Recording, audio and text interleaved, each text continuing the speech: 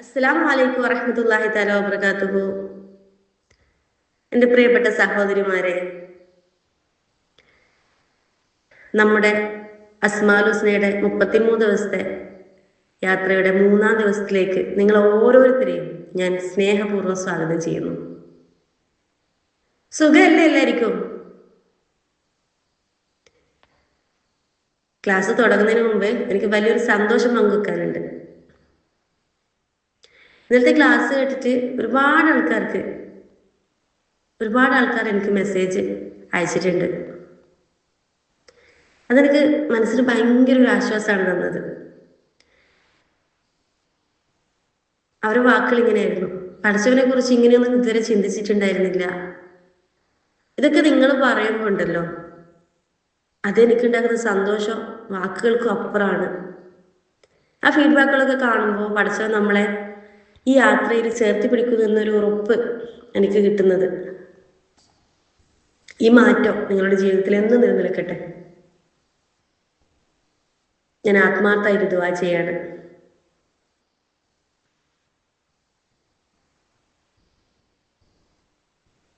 ഇന്ന് നമുക്ക് അല്പം കൂടി ഒന്ന് മനസ്സ് തുറന്ന് സംസാരിക്കാം.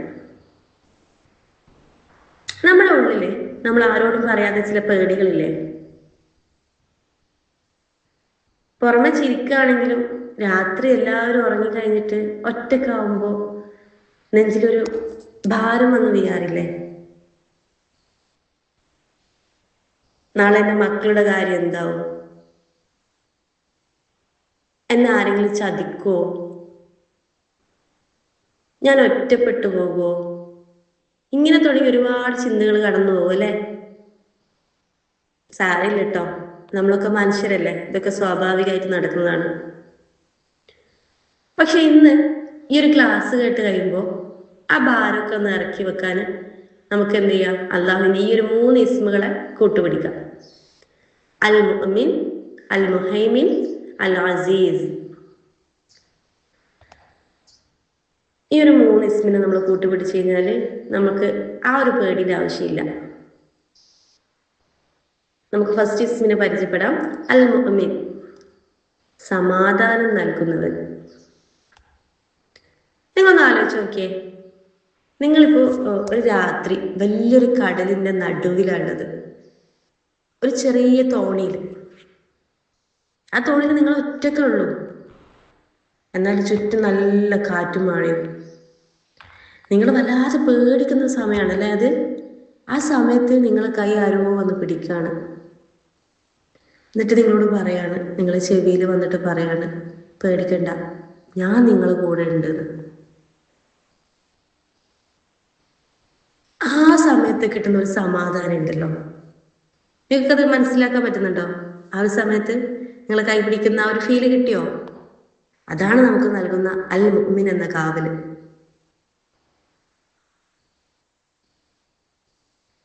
അള്ളാഹു അവന്റെ അടിമകൾക്ക് അഭയം നൽകുമെന്ന് അവൻ വാക്ക് തന്നിട്ടുണ്ട്. നരകത്തിൽ നിന്ന് പോലും നമ്മെ രക്ഷിക്കുന്നവൻ അവനാണ്. പഠിച്ചവനെ, നീ മുഅ്മിനാണ്, എൻ്റെ ഈ പേടി ഞാൻ നിന്നിൽ ഏൽപ്പിക്കുന്നു എന്നൊന്ന് പറഞ്ഞു നോക്കിയേ. നിങ്ങൾക്ക് ആ ഒരു സമാധാനം കിട്ടുന്നുണ്ടോ നോക്കിയേ.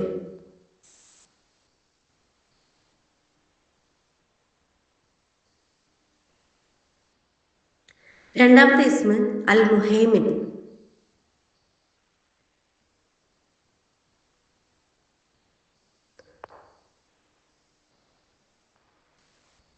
അൽ മുഹൈമിൻ എന്താണ് മീനിങ്? കാവൽ നിൽക്കുന്നവൻ.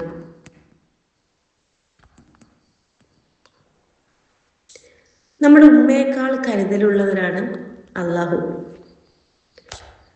നമ്മളെ കുട്ടികൾക്ക്, നമ്മളെ മക്കൾ പുറത്തു പോയിട്ട് വരാൻ അല്പം ഒന്ന് വൈകി കഴിഞ്ഞാൽ നമ്മുടെ മനസ്സൊന്ന് പിടക്കും അല്ലേ? എന്ത് പറ്റിയാവോ, ഇതുവരെ കണ്ടില്ലല്ലോ, വല്ല ആപത്തും സംഭവിച്ചോ, ഇങ്ങനെയൊക്കെ. അല്ലെങ്കിൽ അവരുടെ കൂടെ ആരാണുള്ളത്, ഇങ്ങനെ ഒരുപാട് പരിഭ്രമങ്ങൾ ഉണ്ടാവും അല്ലെ?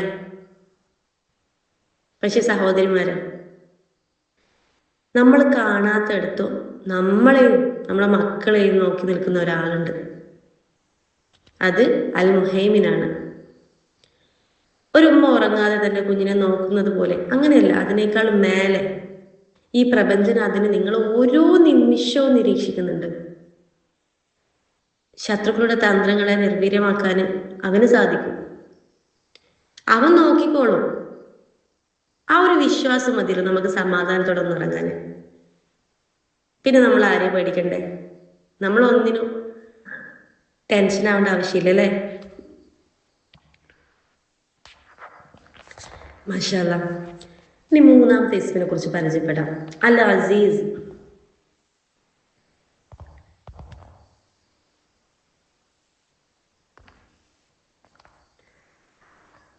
അൽ അസീസ് എന്ന് പറയുമ്പോൾ പ്രതാപി എന്നാണ് അർത്ഥം വരുന്നത്. പ്രതാപം നൽകുന്നവൻ.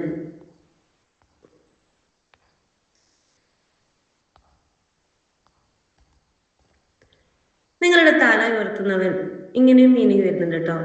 ചില നേരത്ത് മറ്റുള്ളവരുടെ പരിഹാസം കേൾക്കുമ്പോൾ അല്ലെങ്കിൽ നമ്മൾ വല്ലാതെ തളർന്നു പോകുമ്പോൾ നമുക്ക് തോന്നും എൻ്റെ ജീവിതം ഇത്രേ ഉള്ളൂ, ഞാൻ തോറ്റുപോയി, ഇങ്ങനെയൊക്കെ തോന്നും അല്ലേ? നമ്മുടെ തല ഉയർത്തുന്നത് ആരാണ്?